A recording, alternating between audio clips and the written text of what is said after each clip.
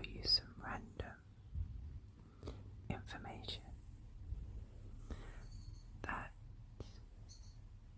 we will see in this book.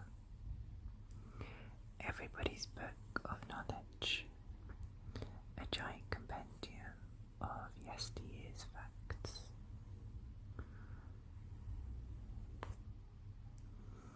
As fascinating today as they've always been.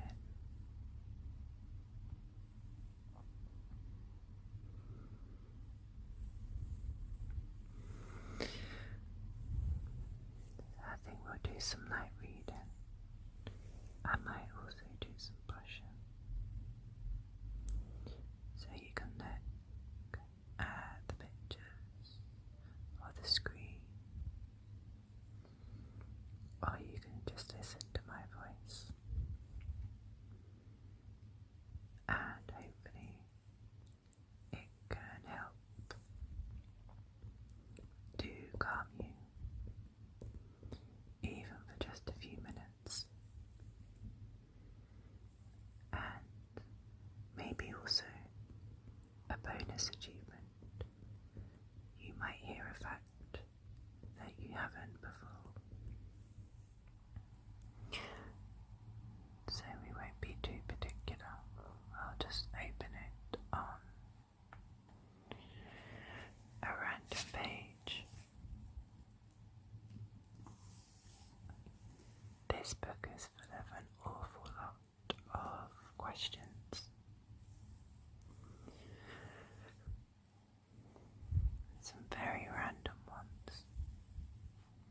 Ones you might have thought of yourself. Or things you may never have considered.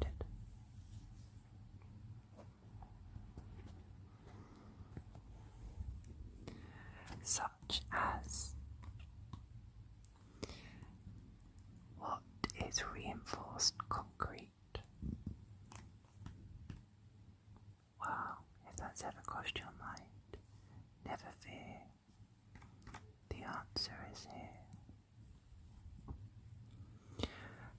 Concrete, which is a mixture of broken stone, gravel or similar material, held together by cement, is a very valuable building substance. It has long been used for making pavements and roundways, but its use in building has been made possible by the principle of enforcement. A framework of steel rods and bars is interwoven, and the liquid concrete is poured over and around this. The concrete preserves the steel from corrosion, while the steel bars bind this concrete together, and thus each substance strengthens the other. It is fortunate that changes of temperature affect both substances equally, and so they expand together under heat and contract together in cold weather. When the steel framework is ready, a mould is constructed of wood around the steel, into which the concrete is poured.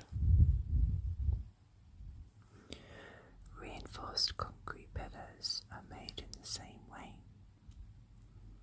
and they are stronger than stone pillars of equal size.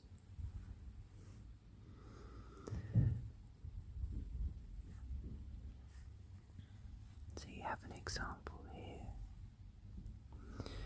The steel reinforcement being placed in position for the building of a concrete coal bunker, 90 feet high, which will hold 150 tons of coal.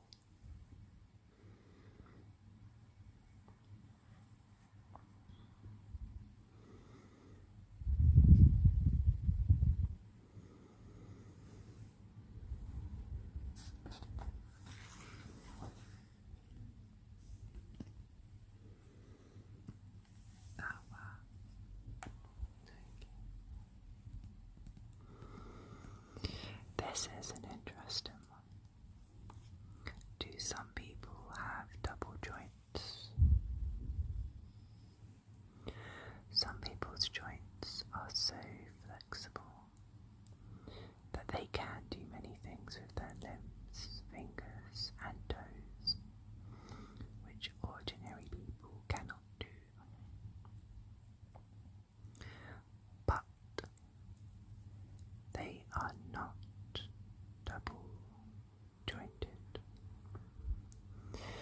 Their unusual powers are merely due to the fact that the ligaments which hold the ends of the two adjacent bones are rather looser than in ordinary people, and so give greater play to the bones.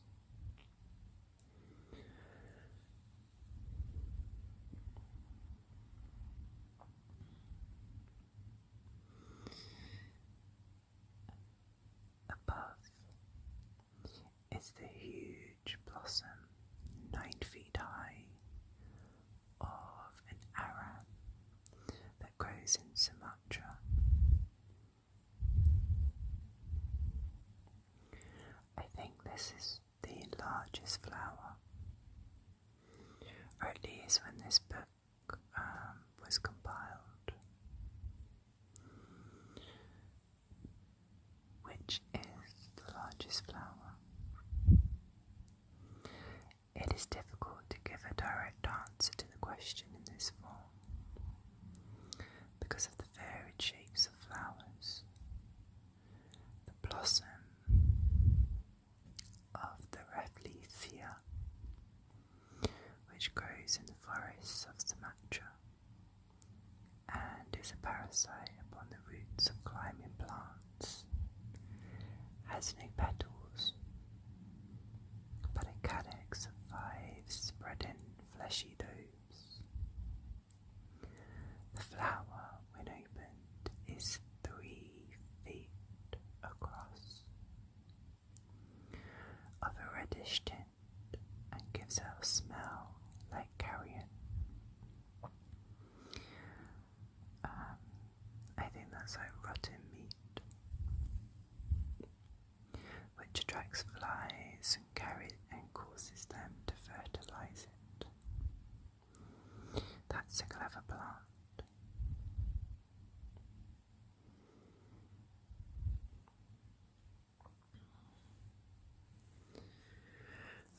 I wonder if this is like the plant in Kew Gardens in London that blooms very occasionally,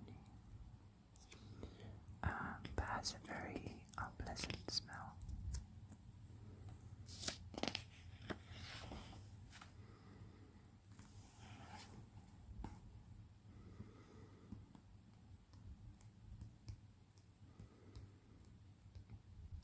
Okay.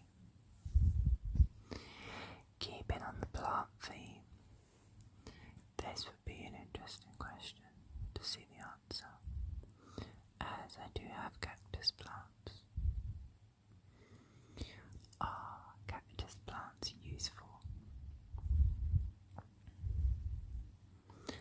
Owing to their prickles, they have not been used very much, although Luther Burbank, the plant wizard of America, bred a prickly pear cactus without spines, and it can then be used as food for cattle.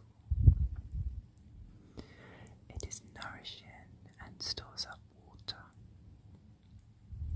and with its aid, large arid tracts in the United States where no animals could live are now able to support numbers of cattle.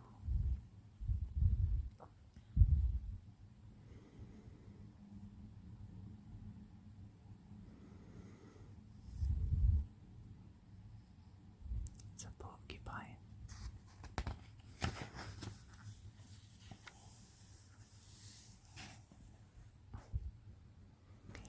Now this is an interesting one.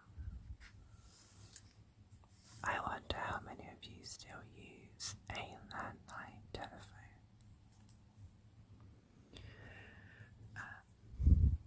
if you've wondered, how does it work?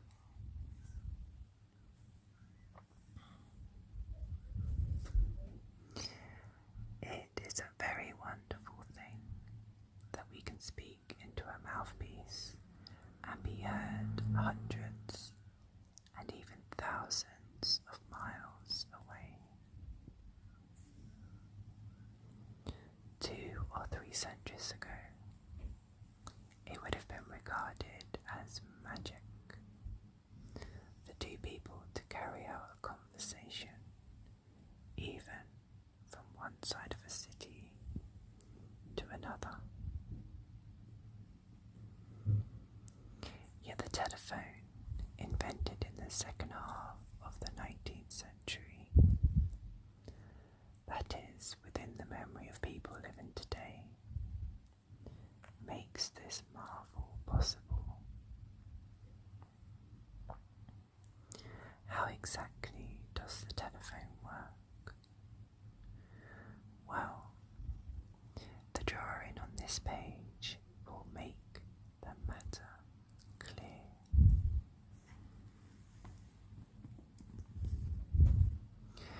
When we lift the receiver, it's just here,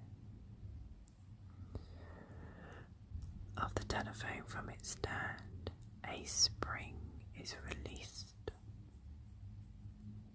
and an electrical contact is made which completes a circuit and lights a red lamp at the exchange. The operator asks the number of the subscriber we wish to speak to,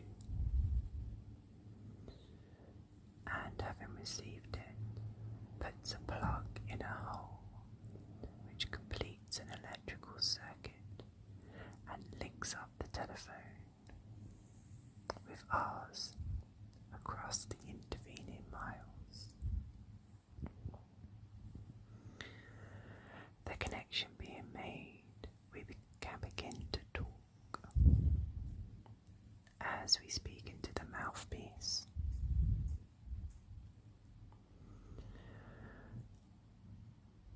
We set up waves in the air, and these strike upon a diaphragm or drum, which at once begins to vibrate.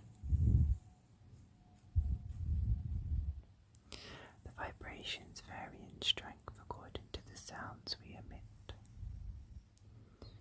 As the diaphragm vibrates, it shakes a number of carbon grains inside a microphone, through which an electric current is flowing. The vibration of the grains causes this current to fluctuate, and so as it passes to the wire and thence to the receiver, which our friend at the other end of the wire is holding to his ear, the current is constantly interrupted. In the receiver, there is a U-shaped magnet with induction coils at the end.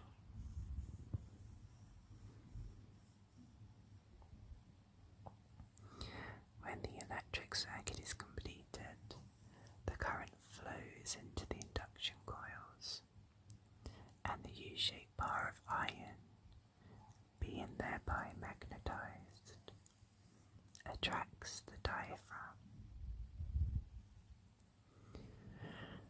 But the current being fluctuating, the diaphragm is not held still, but is drawn to and fro, rapidly demagnetized by the fluctuating current.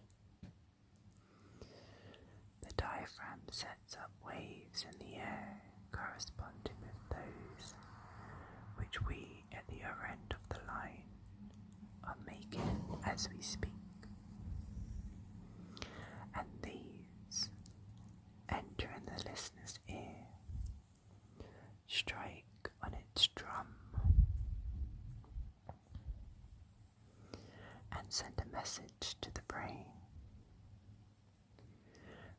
telephone by wireless, the fluctuating current is carried by the ether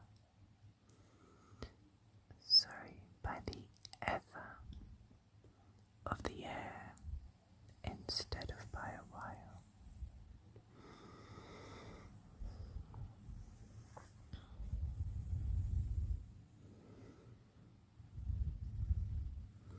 I hope that made sense to you, because I was lost. And how does the telephone work?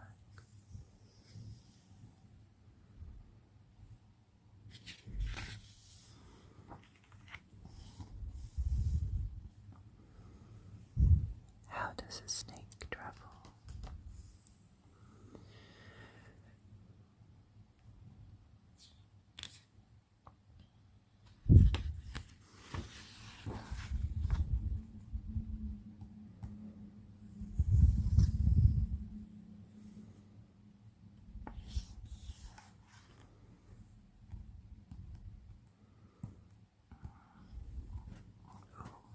This is a very short fact. Is Edinburgh or London nearer to America? Another way of putting the question might be, is Edinburgh east or west of London? Most people speaking offhand would probably say that Edinburgh had almost the same longitude as London, but actually it is in longitude 311 west of London. There's London, and Edinburgh is off to the left, not directly north. So in other words, Edinburgh is more than 120 miles west of London, and to that extent is nearer America than London is.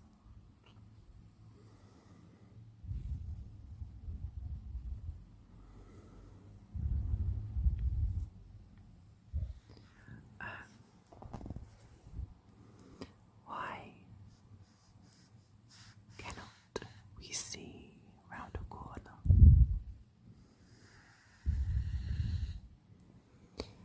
It may seem strange that though we can hear round a corner, we cannot see. The reason is that while sound comes to us in waves of air, and so can reach our ears round a corner, because air or wind can blow round a corner. Light waves are in the ether and travel only in straight lines. We see that light travels in straight lines if we watch a searchlight shining up into the sky or across a distance.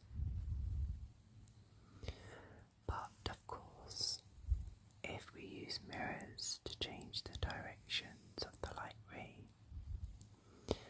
then it is possible to see round a corner.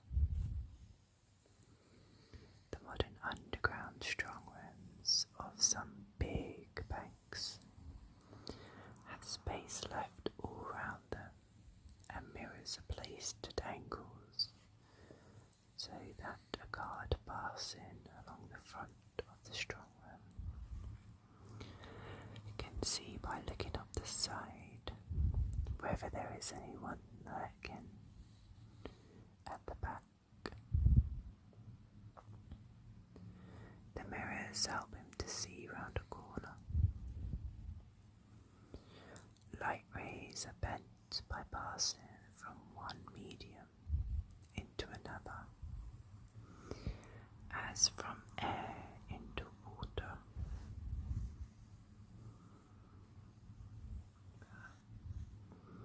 That's some very rough scenes.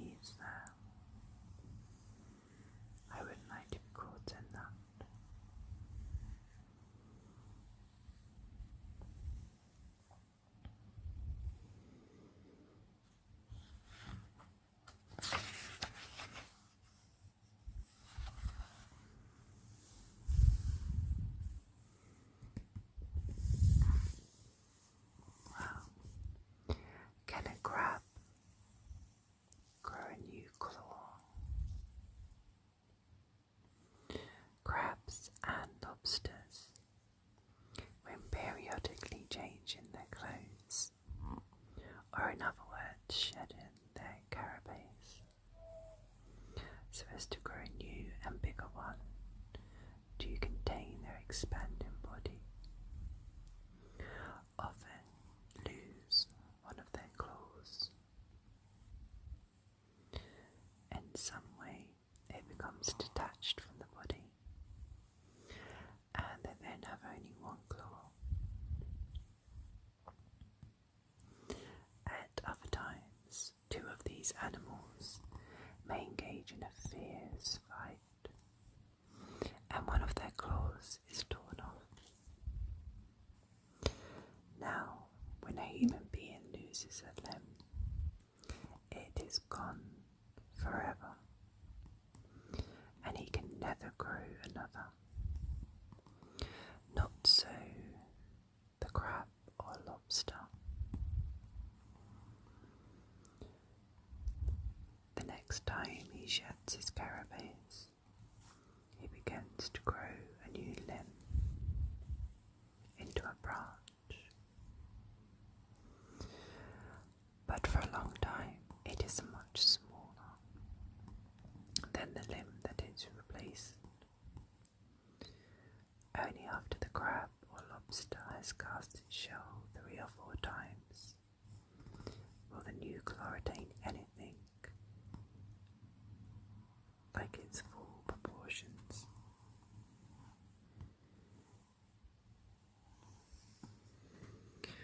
So you can see there the difference in sizes where it lost this claw.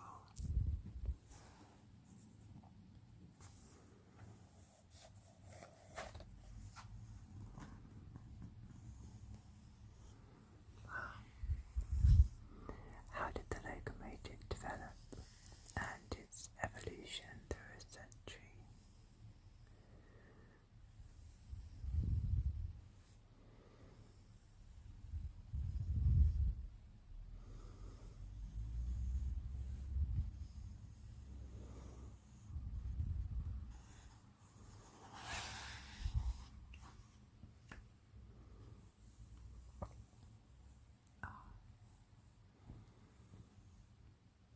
This would be quite an apt page to finish on. How does that plant go to sleep?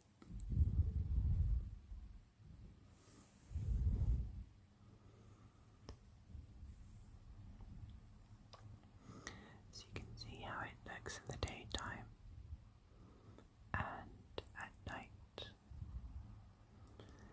how they droop as the sun has gone. Also, there is no need for them to point to the sky. Like ourselves, plants may be said to go to sleep at night, when their leaves and flowers often take up a different position from that which they assume in the daytime. Just as we lie down and curl ourselves up to keep warm, so the leaves and flowers of many plants close up at night to protect themselves from the cold. In plants like the clover, the leaves droop just as we nod forward if we go to sleep sitting up. It has been found that when some leaves on the plant are prevented from folding at night, they suffer from the cold. Only the folded leaves escape, the others die. But it is not only to keep out the cold that leaves fold together. For many tropical plants also fold their leaves at night, in the same way flowers close their petals or droop. Here are a number of plants awake and asleep, and as can be seen, lush wild plants of the countryside.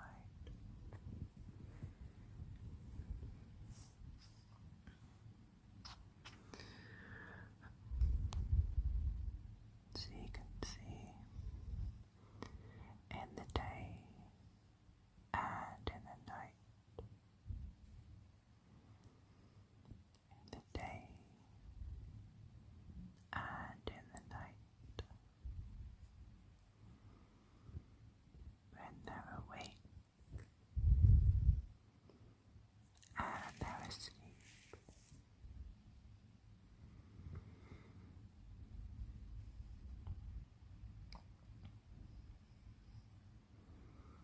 The common daisy in the day and the night.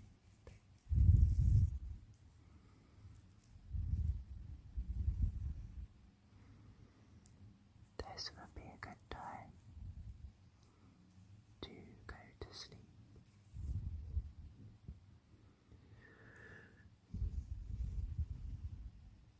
It's dark outside.